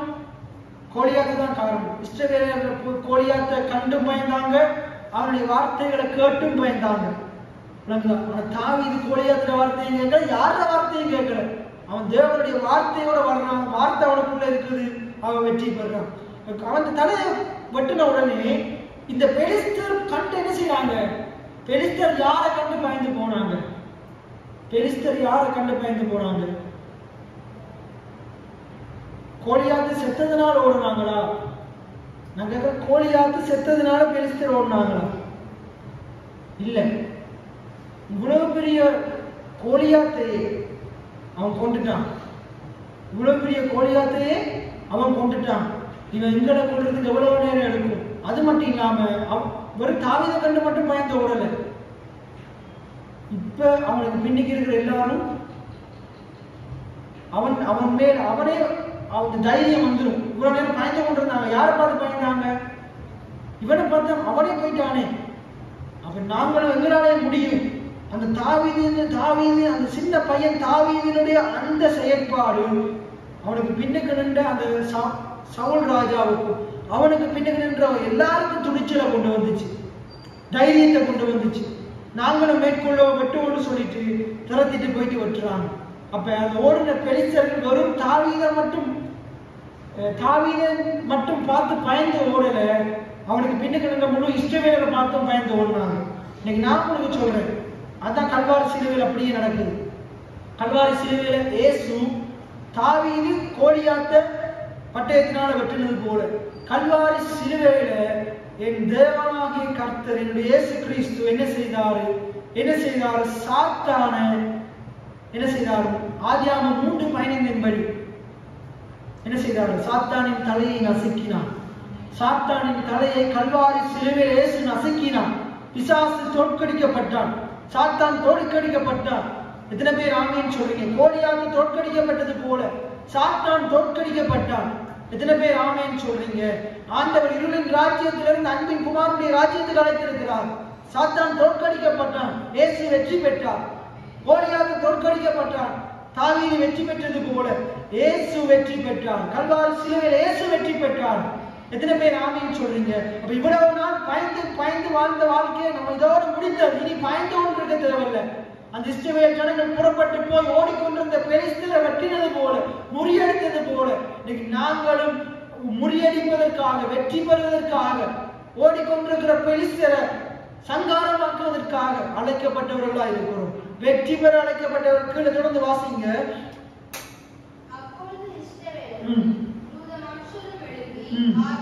இப்ப நம்ம என்ன செய்யணும்? அந்த இஸ்ரவேல் அந்த யூத மனுஷரும் எழும்பி ஆர்ப்பரித்து, என்ன ஆர்ப்பரித்து? ஐயோ பயமா இருக்குது, அப்படியா நாங்க வெற்றி பெற போகிறோம், எங்களுக்கு வெற்றி நிச்சயம், அது வேக சக்தியில் என்னவோலாம் பாடி இருப்பாங்க போல. என்ன அந்த கோலியாத்து தாவீதை வீழ்த்திட்டாரு. நம்ம இன்னைக்கு எப்படி பாடணும்? இயேசு சாத்தான தலையை நசுக்கிட்டார். இயேசு சாத்தானின் தலையை நசுக்கிட்டார். நாங்க பிசாசினுடைய காரியங்களை நாங்க நசுக்க போகிறோம், நாங்க திரட்ட போகிறோம் ஆர்ப்பரிச்சு கொண்டு. அப்ப அங்க என்ன சொல்லுது பாருங்க, அந்த வசனத்தை திருப்பியும் வாசிங்க. எல்லாம் சேர்ந்து சொல்லுங்க. அப்பொழுது இஸ்ரவேலரும் ஜூத மனுஷரும் எழும்பி, எல்லாம் சொல்லுங்க, ஜூத மனுஷரும் எழும்பி ஆர்ப்பரித்து, எல்லாம் சொல்லுங்க, எழும்பி ஆர்ப்பரித்து. அப்ப கடவுளுடைய ஜனங்கள் என்ன செய்யறாங்கன்னா எழுப்புறாங்களா? இஸ்ரவேல் ஜனங்கள் ஜூத மனுஷன் என்ன செய்யறாங்களா? எழுப்புறாங்களா? இன்றைக்கு இப்படிப்பட்ட நற்செய்திய சுவிசேஷத்தை கேட்டா நம்ம சும்மா இருந்து கொண்டிருக்க மாட்டோம். என்ன செய்வோம்? எழும்பி ஆர்ப்பரிப்போம். ஆராதனை வேலையில என்ன செய்ய மாட்டோம்? சோர்ந்து போய் கொண்டிருக்க மாட்டோம். ஆராதனை வேலைகள் ஆர்ப்பரிக்கிற நேரமா மாறும். எத்தனை பேர் ஆமேன்னு சொல்றீங்க? என்ன செய்தாங்களாம்? எழும்பி ஆர்ப்பரித்து. தாவீது கோலியாத்தை வெட்டின உடனே பெலிஸ்தர் பயந்து ஓடுறாங்க. இஸ்ரவேல் ஜனங்கள் பயந்து கொண்டிருந்த இஸ்ரவேல் ஜனங்கள் எழும்பி ஆர்ப்பரித்து, எழும்பி வெற்றி முழக்கமிட்டு, எழும்பி என்ன செய்யறாங்க? வெற்றி முழக்கம் பண்றாங்க. அப்ப இயேசு கல்வாரி சிலுவையில வெற்றி பெற்றார் என்ற சுவிசேஷத்தை அறிந்து கொண்டு நம்ம அமர்ந்து கொண்டு இருக்க கூடாது. ஏன்னா சும்மா ஒரு வாழ்க்கை வாழ்ந்து கொண்டிருக்க கூடாது. ஏன்னா வெற்றி பெறதுக்கு முன்னுக்கு வெற்றியை வாயினால பேசணும். இயேசு கல்வாரி சிலுவையில வெற்றி பெற்றுட்டார்ன்றதை சொல்லணும். நம்முடைய பாடல் அதுவா தான் இருக்கணும். நாங்க பேசுகிற வார்த்தைகள் அதுவா தான் இருக்கணும். மற்றவர்களுக்கு சாட்சி கொடுக்கும் போது, மற்றவர்களுக்கு இயேசுவை பத்தி அறிவிக்கும் போது இயேசு வெற்றி பெற்றதை சொல்லணும். எத்தனை பேர் ஆமீன் சொல்றீங்க? பிசாசு தோத்து போனார் என்பதை சொல்லணும். இயேசு பிசாசின் தலையை நசுக்கினார் என்பதை சொல்லணும். எத்தனை பேர் ஆமீன் சொல்றீங்க? அங்க அழகா சொல்லப்படுது, எழும்பி, எல்லாம் சொல்லுங்க, எழும்பி ஆர்ப்பரித்து பள்ளத்தாக்கின் எல்லை மட்டும் எக்ரோனில் உள்ள வாசல்கள் மற்றும் பெலிஸ்தரை துரத்தினார்கள். எத்தனை பேர் ஆமேன்னு சொல்றீங்க? இதுவரைக்கும் பிசாசு நம்மளை துரத்தி இருக்கும், இனி நம்ம பிசாசு துரத்தணும். அதைத்தான் இந்த சுவிசேஷம் சொல்லுது. பயந்து கொண்டிருக்காத, சாத்தான நசுக்கிட்டார், சாத்தானின் தலையை நசுக்கிட்டார், நீ பயந்து கொண்டிருக்காத. இனி உன்னை யாரும் வஞ்சிக்க முடியாது, இனி உன்னை யாரும் ஏமாற்ற முடியாது. இந்த சுவிசேஷம் வெளிப்படுத்துது இயேசு வெற்றி பெற்றார் என்பதை, உன்னாலே வெற்றி பெற முடியும் என்பதை சுவிசேஷம் வெளிப்படுத்துது. எழும்பு, ஆர்ப்பரி, எழுப்பி முதலாவது பேசு, வாயத்திலிருந்து வெற்றியை பேசு. அடுத்தது உன்னுடைய வாழ்க்கையில உன்னை தோற்று போக வச்ச சாத்தான என்ன செய்? நீ திரட்டி அவனை என்ன செய்? மேற்கொள்ளு. உன்னுடைய வாழ்க்கையில வந்து பிரச்சனைகளை நீ என்ன செய்? மேற்கொண்டு அவைகளை திரட்டி நீ தோற்கடி. பிரச்சனைகளை பார்த்து பயந்து வாழாத, மலையை பார்த்து பயந்து வாழாத. மலையை பார்த்து முதலாவது பேசு, இரண்டாவது மலைக்கு மேல எழும்பி நட. எத்தனை பேர் ஆமேன்னு சொல்றீங்க? பிரச்சனைக்கு மேல நட. கடல் பிரச்சனையா இருக்குதா? இயேசு கடலின் மேல நடந்தார், நீயும் நட. உன்னுடைய பிரச்சனையின் மேல நீ நட. பிரச்சனையை பார்த்து பயந்து வாழாது. சர்ப்பங்களை மிதி, சர்ப்பங்களை பார்த்து பயந்து ஓடாது. ஆண்டு உனக்கு அதிகாரத்தை தந்திருக்கிறார், ஆளுகையை தந்திருக்கிறார், உன்னை ஒரு வெற்றியாளனா படைத்திருக்கிறார். அதைத்தான் அந்த சுவிசேஷம் சொல்லுது. இயேசு உனக்காக யாவையும் செய்து முடித்திருக்கிறாரு. இப்ப நீ இயேசுவின் நாமத்தினால எல்லாவற்றையும் செய். இயேசு செய்த, நீ அவரை விசுவாசிச்சா, சிலுவையில வெற்றி பெற்ற இயேசுவை விசுவாசிச்சா, அவர் செய்ததையும் உன்னால செய்ய முடியும். அதை பார்க்கிலும் பெரிய காரியங்களை உன்னால செய்ய முடியும். எத்தனை பேர் ஆமேன்னு சொல்றீங்க? இதைத்தான் இந்த சுவிசேஷம் சொல்லுது. பெலிஸ்தரை துரத்தினார்கள். சாராயிமின் வழியாக காத் பட்டணம் மட்டும் எக்ரோன் பட்டணம் மட்டும் பெலிஸ்தர் வெட்டுண்டு விழுந்தார்கள். இஸ்ரவேல் புத்திரர் பெலிஸ்தரை மூர்க்கமாக துரத்தின பிற்பாடு, உங்களுடைய பிரச்சனைகளை நீங்க மூர்க்கமாக துரத்தோம். உங்களுக்கு எதிராக எழுப்பி நிற்கிற பிசாசின் காரியங்களை பிசாசு இயேசு தோற்கடிச்சிட்டாரு. நீங்க சாத்தான நீங்க தோற்கடிக்க தேவையில்லை. அவன் உங்களுடைய வாழ்க்கையில கொண்டு வந்திருக்கிற ஒவ்வொன்றையும் நீங்க தான் தோற்கடிக்கணும். அதுக்குரிய பலனாக உங்களுக்கு தந்திருக்கிறார். எத்தனை பேர் ஆமேன்னு சொல்றீங்க? உங்களுக்கு சில தட்டுல சோற போட்டு தந்திருக்கு, நீங்க கையை எடுத்து நீங்க தான் சாப்பிடணும். அதே போல இயேசு உங்களுக்காக எல்லாத்தையும் செஞ்சு முடிச்சிட்டார். இப்ப நீங்க தான் எடுத்து என்ன செய்யணும்? பிசாசை மேற்கொள்ளணும், நீங்க தான் திரத்தணும். நம்மளாக இன்னும் பயந்து வாழ்றாங்க. எதனால? இந்த அறிவு இல்லை. என் ஜனங்கள் அறிவில்லாமையினால் சங்காரம் ஆகிறார்கள். அறிவில்லாமையினால தான் என்ன செய்யறாங்க? சிறைப்பட்டு போகிறாங்க. நீங்க அறிந்து கொள்ளுங்க, இந்த சுவிசேஷத்தை அறிந்து கொள்ளுங்க. அப்பதான் இந்த சுவிசேஷத்துக்கு ஏற்ற மாதிரி இந்த வாசனையை வெளிப்படுத்தி வாழ முடியும். இங்க அழகா சொல்லப்படுது. நீங்க என்ன செய்யணுமா? பிசாசினுடைய காரியங்களை நீங்க திரட்டணுமா? பிசாசனுடைய வாழ்க்கையில கொண்டு வந்திருக்கிற எல்லாத்தையும் நீங்க தான் திரட்டணும். பிசாசனுடைய வாழ்க்கையில கொண்ட தரித்திரத்தை, வியாதிய, வறுமைய, வேதனைய, கஷ்டத்தை நீங்க தான் திரட்டணும். பாஸ்டர் வந்து தண்ணி தெளிக்கிறதா, எண்ணெய் தெளிக்கிறதா நீங்க தான் திரட்டணும். தாவீது எல்லாரையும் தாவீது திரட்டி கொள்ளல. தாவீது கொண்டது ஒன்றுதான். யார? தாவீது கொண்டது கோலியாத்தை மட்டும்தான்.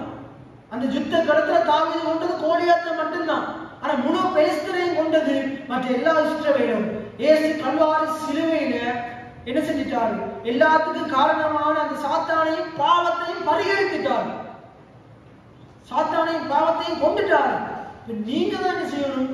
சாத்தான் உங்களுக்கு கொடுத்த அந்த பாவத்தின் மூலமா வந்த எல்லாத்தையும் இயேசு பார்த்துட்டாரு. அதன் மூலமா உங்களுடைய வாழ்க்கையில வந்து எல்லாவற்றையும் நீங்க மேற்கொள்ளணும். முதலாவது வாயினால மேற்கொள்ளணும், இரண்டாவது நீங்க திரட்டிட்டு போய் அதை மேற்கொள்ளணும். எத்தனை பேர் ஆமேன்னு சொல்றீங்க? வாயினால பேசுங்க. இயேசு வெற்றி பெற்றதை வாயினால பேசுங்க. நானும் வெற்றி பெறுவேன்னு பேசுங்க. இயேசு வெற்றி பெற்றார், நானும் வெற்றி பெறுவேன். எத்தனை பேர் ஆமேன்னு சொல்றீங்க? இயேசு பாவத்தை ஜெயித்தார், எனக்கு பாவத்தை ஜெயிக்க பலனை தந்திருக்கிறார், நானும் பாவத்தை ஜெயிப்பேன். எத்தனை பேர் ஆமேன்? பரிசுத்தமா வாழ அவர் பலன் செய்வார். எத்தனை பேர் எந்த நிலையிலையும் நான் மன ரம்மியமா வாழ அவர் எனக்கு பலனை தருவார். என்னுடைய குறைவுகளிலிருந்து ஆண்டவர் நிறைவான வாழ்க்கைக்குள்ள என்னை நடத்துவார். எத்தனை பேர் ஆமேன்னு சொல்றீங்க? எவ்வளவு அழகா சொல்லப்படுது பாருங்க.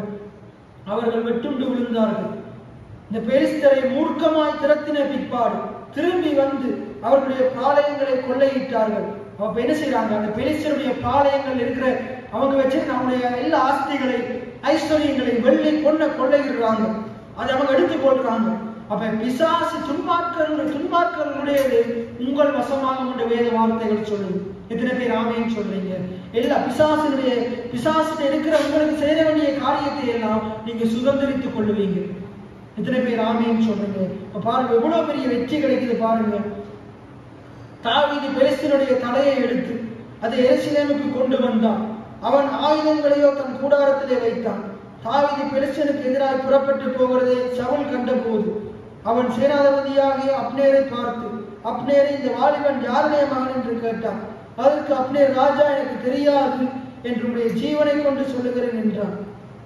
அப்ப அதுக்கப்புறம் அவன் என்ன செய்யறான்? யாரோட மகன் என்று விசாரிக்கிறான். அவன் பாருங்க, தாவீதுக்கு மிகப்பெரிய வெற்றி கிடைக்குது. அவன் ஒரு சின்ன ஆள் தான், மிகப்பெரிய வெற்றி கிடைக்குது. அதன் மூலமா முழு இஸ்ரவேலும் வெற்றி பெறாங்க. இன்னைக்கு நான் உங்களுக்கு சொல்றேன், இயேசு கிறிஸ்து வெற்றி பெற்றுட்டார்.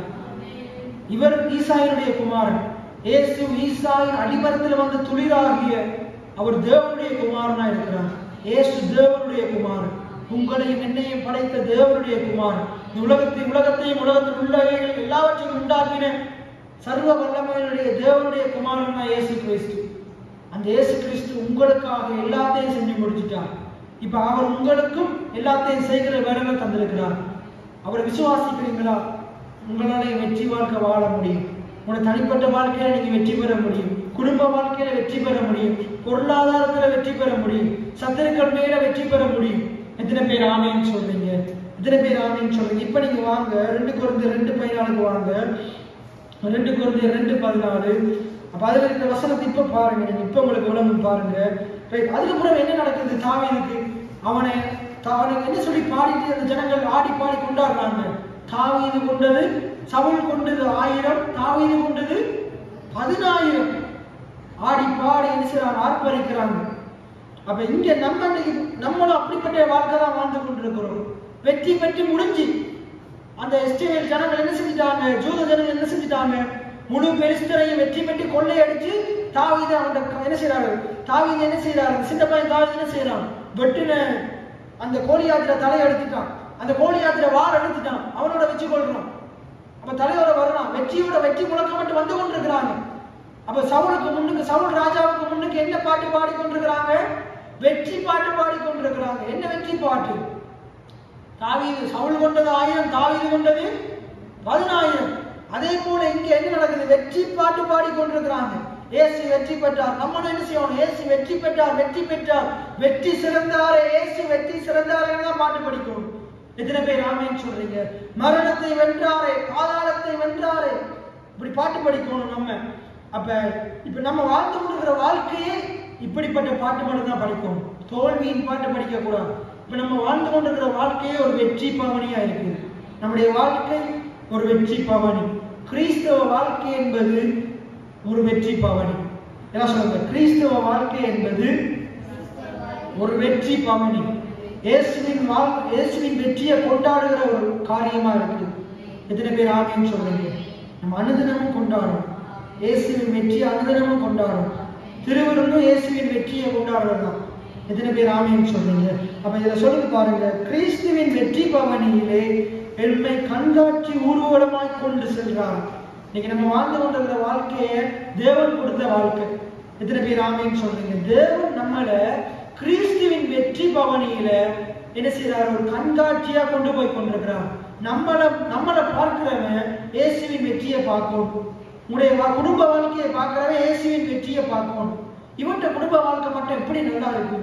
இவங்க எப்படி கணவன் மனைவியாக பிள்ளைகளாக சந்தோஷமா இருக்கிறாங்க? எப்படி குறையிலேயே சந்தோஷமா இருக்கிறாங்க? மன கஷ்டம் இல்லாம இருக்கிறாங்க? இந்த குடும்பத்துல மட்டும் எப்படி சண்டையே இல்லாம இருக்குது? வாய் தர்க்கங்களே இல்லாம இருக்குது? இவங்க மட்டும் எப்படி நம்முடைய சமுதாயத்துல வாழ்ந்து கொண்டு இவங்களோட வாயில மட்டும் எப்படி இந்த தூசணம் வராம இருக்குது? இவங்க எப்படி எப்பயுமே இந்த பைபிள் வசனத்தையே படிச்சு கொண்டிருக்கிறாங்க? இவங்களோட வீட்டு டிவியில மட்டும் எப்படி இந்த பைபிள் பாட்டுகள் மட்டும் போகுது, பிரசங்கம் போகுது, இவங்களோட வாயிலே அதே வார்த்தைகள் வருது. எப்படி இவங்க இப்படி இருக்கிறாங்க? பைபிள் ஞாயிற்றுக்கிழமையான எப்படி சரியா சேர்ச்சுக்கு போறாங்க? நீங்க நம்ம முஸ்லீம் ஆக்களை பார்த்து என்ன சொல்றோம்? வெள்ளிக்கிழமையான கடையெல்லாம் கூட்டிடுறாங்க. என்ன அவங்கள வெளிப்படுத்துறாங்க.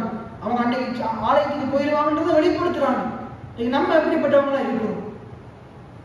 இன்னைக்கு நிறைய பேருக்கு சபைக்கு வந்து பார்த்தாலும் இன்னைக்கு சேர்ச்சி நடக்குதான்ற நிலைமையில இருக்கு. வெளிப்படுத்தணும். ஏன்னா நம்முடைய வாழ்க்கையை கிறிஸ்துவ வெளிப்படுத்தணும். நம்முடைய எல்லா காரியத்தின் மூலமாக இயேசுவை வெளிப்படுத்தணும். இயேசு வெற்றி பெற்றதை வெளிப்படுத்தணும். எத்தனை பேர் ஆமேன்னு சொல்றீங்க? இந்த மனுஷன் நான் என்னுடைய வெற்றி இயேசுனுடைய வெற்றியை வெளிப்படுத்தணும். இயேசுனுடைய வெற்றி தான் என்னை வெற்றி பெற வைக்கிறது.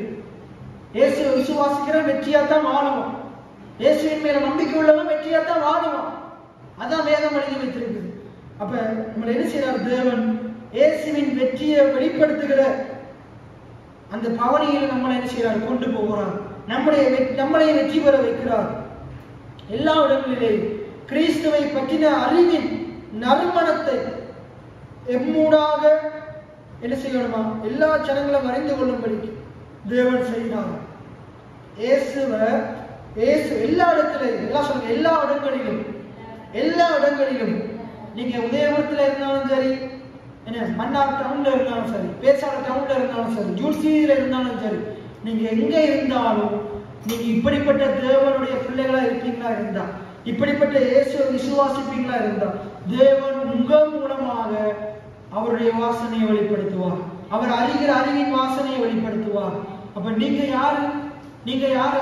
அவர் இயேசு அறிகிற அறிவின் வாசனையை வெளிப்படுத்துகிறவர்கள். நான் யாரு?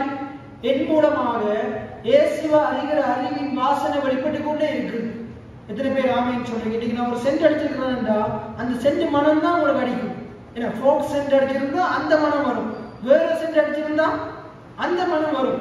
உங்களுக்கு சொல்ற மனம் வேண்டாம். இப்ப நான் இப்ப வரத்துக்கு முன்னாடி ஓடிக்கணும்னு எனக்கு ஊத்தி இருக்குன்னா இருந்தா உங்களுக்கு என்ன மணக்கும்? ஓடிக்கணும்னு மணக்கும். வேற சென்ட் அடிச்சிருந்தா அந்த சென்ட் தான் மணக்கும், அந்த சென்ட் தான் மணக்கும். அதே போல என் அண்டையில வருகிறவங்க என் பேச்சின் மூலமாக, என்னுடைய கிரியையின் மூலமாக, நடக்கை மூலமாக என்னில இயேசுவை பார்க்கும். அதே போல உங்ககிட்ட வர்றவங்க உங்கள இயேசுவை பார்க்கும், இயேசுடைய வார்த்தைகளை பார்க்கணும். நீங்க இயேசுவை வெளிப்படுத்தணும். உங்களுடைய பேச்சு மூலமாக, நடக்க மூலமாக இயேசுவை வெளிப்படுத்தணும். எத்தனை பேர் ஆமேன்னு சொல்றீங்க? இன்னும் இதை பத்தி நம்ம அடுத்த கிழமை தொடர்ந்து பார்ப்போம்.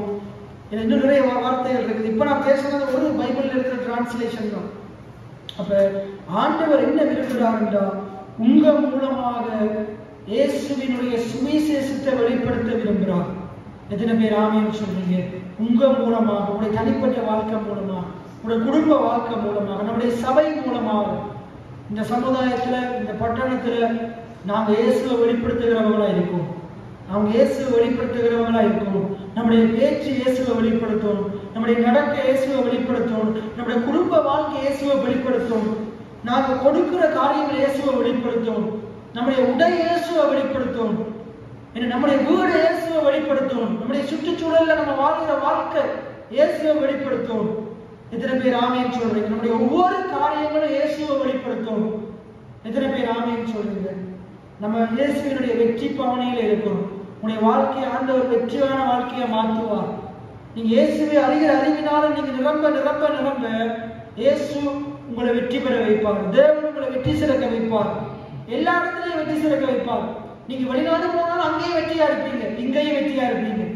வேலைக்கு போன அந்த இடத்துல வெற்றியா இருப்பீங்க. உயர்வு வந்து கொண்டே இருக்கும், மேன்மைகள் வந்து கொண்டே இருக்கும். கடந்த காலத்துல யோசேப்பினுடைய வெற்றியின் ரகசியம் என்று பேசும்போது என்னுடைய வாழ்க்கையில தேவன் நிறைய உயர்வுகளை தந்தார், நிறைய வெற்றியை தந்தார். உங்களுக்கும் தேவன் தருவார். எத்தனை பேர் ஆமேன்னு சொல்றீங்க? தேவன் உங்களை வெற்றி சிறக்க பண்ணுவார். இந்த உலகத்துல வெற்றியா வாழ வைப்பார். அதை நீங்க வாயத்திற்கு முதலாவது என்ன செய்யணும்? ஆர்ப்பரிக்கணும். என்ன செய்யணும்? ஆர்ப்பரிக்கணும். ஆர்ப்பரிக்கிறவங்க எப்படி ஆர்ப்பரிப்பாங்க? மெதுவா ஆர்ப்பரிப்பாங்க. எப்படி கத்துவாங்க? கீசி கத்துவாங்க. எவ்வளவு சந்தோஷத்துல துள்ளுவாங்க, தொண்டை கிளிய மட்டும் கத்துவாங்க. அப்படித்தான் நீங்க ஆர்ப்பரிக்கணும். எத்தனை பேர் ஆமேன்னு சொல்றீங்க? எத்தனை பேர் ஆமேன்னு சொல்றீங்க? நான் உங்களுக்கு சொல்றேன், அந்த யுத்த களத்துல தாவீது வெற்றி பெற்றார். கல்வாரி சிலுவையில இயேசு வெற்றி பெற்றார். பயந்து கொண்டிருக்காதீங்க, ஒதுங்கி போகாதீங்க. என்ன செய்ய? அந்த பெலிஸ்தர் இஸ்ரவேல் ஜனங்கள், அந்த ஜூத ஜனங்கள் துரத்திட்டு போயிட்டு மூர்க்கமா முறியடித்தது போல, அவர்களை கொள்ளையிட்டது போல, இயேசு வெற்றி பெற்றதுனால, சாத்தானின் தலையை நசுக்கினதுனால, சாத்தானுடைய காரியங்கள் அனைத்தையும் நாங்க என்ன செய்யணும்? மிதிக்க வேண்டும். சாத்தான் நமக்கு உண்டு பண்ணுகிற எல்லாவற்றையும் நாங்க மேற்கொள்ளணும். எத்தனை பேர் ஆமேன்னு சொல்றீங்க? எல்லாத்தின் மேலையும் ஜெயம் எடுக்கணும், வெற்றி பெறணும். நீங்கள் நானும் வெற்றி பெற அழைக்கப்பட்டவர்களா இருக்கணும். வெற்றியை தேவன் உங்களுக்கு வாக்குத்தத்தம் பண்ணி இருக்கிறார். எத்தனை பேர் ஆமேன்னு சொல்றீங்க? நாங்க வெற்றி பெற வேண்டும் என்று தேவன் பிரியமா இருக்கிறார். அப்படி நாங்கள் அனைவரும் விழுந்து நிற்போமா?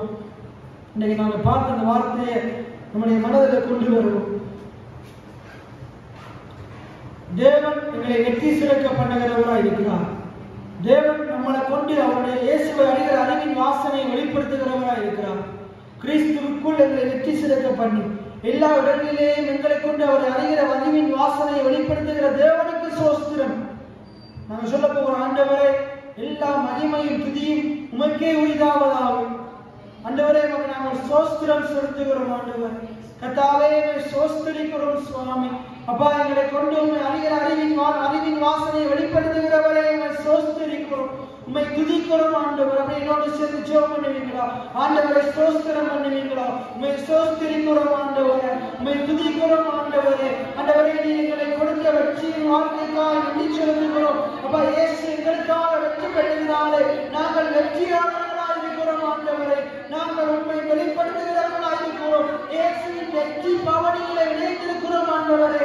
நாங்கள் ஒரு நாளும் தோற்று போவது கிடையாது, ஒரு நாளும் தோற்று போவது கிடையாது. ஆண்டவரே, இயேசுவினுடைய வெற்றி எங்களுடைய வெற்றியாக இருக்கிறது. இயேசுவினுடைய வெற்றி எங்களுடைய வெற்றியாக இருக்கிறது. இயேசு கல்வாரி சிலுவையிலே பிசாசின் தலையை நசுக்கினார் சுவாமி. நாங்களும் பிசாசின் உடையவர்களையும் நசுக்குகிறவர்களாய் எங்களிடத்திலே வாழும்படிக்கு எங்களுக்கு சகல அதிகாரத்தையும் கொடுத்திருக்கிறதற்காக நன்றி செலுத்துகிறோம் ஆண்டவரே. அப்பா, நீர் துறைத்தனங்கள் அதிகாரங்களை உரிந்து கொண்டிருக்கிறீங்க, வெளியேற்ற மூலமாக்கி இருக்கிறீங்க, சிலுவையிலே வெற்றி செலுத்திருக்கிறீங்க ஆண்டவரே. நாங்கள் இந்த உலகத்தை ஜெயிக்கிற பிள்ளைகளாக இருக்கிறோம் ஆண்டவரே. நாங்கள் நிச்சயமாய் ஜெயமெடுப்போம். எங்களுடைய வாழ்க்கையில் இருக்கிற எல்லா உபத்திரவங்கள் போராட்டத்தின் மேல் ஜெயமெடுப்போம், சரித்திரத்தின் மேல் ஜெயமெடுப்போம், நோய்கள் மேல் ஜெயமெடுப்போம், சகல துன்பங்கள் மேல் ஜெயமெடுப்போம். நாங்கள் ஒரு நாளும் தோற்று போக மாட்டோம் சுவாமி. இயேசுவின் நாமத்தினாலே வெற்றி எங்களுக்கு உண்டு, வெற்றி எங்களுக்கு உண்டு, வெற்றி எங்களுக்கு உண்டு சுவாமி. எங்களுக்கு கொடுத்திருக்கிற வெற்றிக்காக நன்றி செலுத்துகிறோம் ஆண்டவரே. நன்றியோடு துதிக்கிறோம் கர்த்தாவே, நன்றி செலுத்துகிறோம் ஆண்டவரே. எங்களுக்கு கொடுத்த வெற்றிக்காக நன்றி செலுத்துகிறோம் கர்த்தாவே, நன்றியோடு துதிக்கிறோம் சுவாமி. பயப்படாமல் கவலைப்படாமல் ஆண்டவரை வெற்றியின் வாழ்க்கை வாழ உதவி செய்கிறார்கள். இல்லாத வெற்றியை வாயை திறந்து பேச உதவி செய்கிறார்கள். வெற்றி இயேசு வெற்றி பெற்றாருக்கு மற்றவர்களுக்கு சொல்ல வேண்டவர் உதவி செய்கிறார்கள். இந்த சத்தியங்களை இன்னும் ஆழமாய் புரிந்து கொள்ள ஆவியானவரே இந்த வார்த்தை மூலமாக இவரோடு பேசுகிறார்கள் சுவாமி, இவரோடு பேசுகிறார்கள். நன்றி செலுத்துகிறோம். கொடுத்த நல்ல வெளிப்பாடுகளுக்காக நன்றி செலுத்துகிறோம் ஆண்டவரே. நன்றியோடு துதிக்கிறோம் ஆண்டவரே, நன்றி செலுத்துகிறோம். நல்ல ஆண்டவரே, அருமையான இந்த நாளுக்காக இந்த நேரத்துக்காக நன்றி செலுத்துகிறோம் ஆண்டவரே. இந்த நாளிலுமாய் நேரத்திலுமாய் என்னுடைய வார்த்தைகளை கேட்க, தியானிக்க, படிக்க நீ கொடுத்த நல்ல சாக்கியத்துக்காக நன்றி. எத்தனையோ பேர் இந்த நாளை காணாதபடி மரித்து போனார்கள், வியாதிப்பட்டார்கள், பலவீனப்பட்டார்கள். ஆனால் நானும் இடத்தில் இருக்கிற பிள்ளைகளும் ஜீவனோடு சிறுவரன் ஆரோக்கியத்தோடு இருப்பதுடைய கிருபையா இருக்கிறது. நீ எங்களை வெற்றி செலுத்த பண்ணியிருக்கிறீங்க ஆண்டவரே, அதற்காக நன்றி செலுத்துகிறோம். அருமையான வசனத்தின் மூலமாக ஆண்டவரே, தாவீதினுடைய வெற்றியின் மூலமாக, இயேசுவினுடைய வெற்றியின் மூலமாக எங்களோடு பேசின அந்த வார்த்தைகளுக்காக நன்றி செலுத்துகிறோம் ஆண்டவரே. இன்றைக்கு ஒருவேளை எடுத்திருக்கிற நாங்கள் ஏதோ ஒரு பகுதியிலே எங்களுடைய வாழ்க்கையின் ஒரு பகுதியிலே தோற்று போன நிலைமையில் இருக்கலாம். ஆனால் ஆண்டவரே, இந்த வார்த்தையின் மூலமாக நிச்சயமா எங்களுக்காக நீங்க வெற்றியை ஆயத்தம் பண்ணி வைத்திருக்கிறீங்க. அதை சுதந்திரிக்கும்படிக்கு எங்களுக்கு நீங்க இன்றைக்கு பேசின வார்த்தைக்காக நன்றி செலுத்துகிறோம் ஆண்டவரே. எங்களுடைய வாழ்க்கையில் இருக்கிற காரியங்களை நாங்கள் சரி செய்து கொண்டு உங்களுடைய வெற்றியிலே பங்குள்ள பிள்ளைகளாக இருக்க எங்கள் உதவி செய்கிறார்கள். எங்கள் மூலமாக இயேசு வெற்றி பெற்றார் என்பதை உலகம் அறிந்து கொள்ளட்டும், எங்களை சுற்றி இருக்கிற ஜனங்கள் அறிந்து கொள்ளட்டும். அதன் மூலமாக அந்த ஜனங்கள் ரட்சிக்கப்படுவார்களாக. எங்கள் இயேசு வெற்றி பெற்றது போல நாங்கள் இந்த உலகத்தில் எல்லாவற்றிலும் வெற்றி பெற உதவி செய்கிறார்கள். அப்பா, எங்களுடைய வாழ்க்கை உடைய சுவிசேஷத்தை வெளிப்படுத்துவதாக, நீர் வெற்றி பெற்றதை வெளிப்படுத்துவதாக, உங்களுடைய வாழ்க்கையை வெளிப்படுத்துவதாக, உங்களுடைய பேச்சை வெளிப்படுத்துவதாக.